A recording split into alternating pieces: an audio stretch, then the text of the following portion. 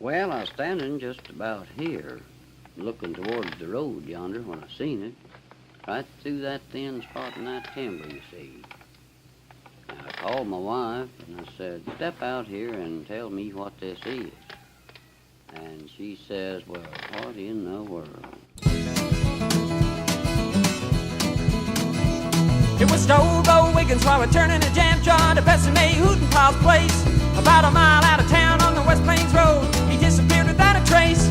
They discovered his teeth when the county police made an investigation of the case. And Cousin Bell Simmons said that Sheriff Carr Pryor had the strangest look on his face. It was the biggest whatever that anybody ever saw. It was covered with fur and came a-rolling in from Arkansas. It was 40 feet high, a gleam in its eye, and a big purple patch on its craw. It was the biggest whatever that anybody ever saw. I saw old man Hutzel, who's 104, yesterday at Addie Chapman's house. He said it's much bigger now and when it carried off a cow, but it's not enough to worry about.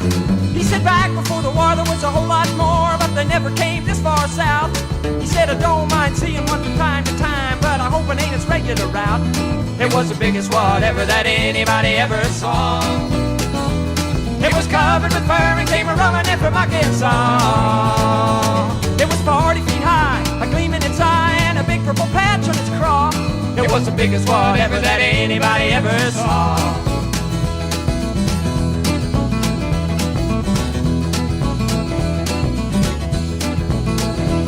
It was the biggest whatever that anybody ever saw.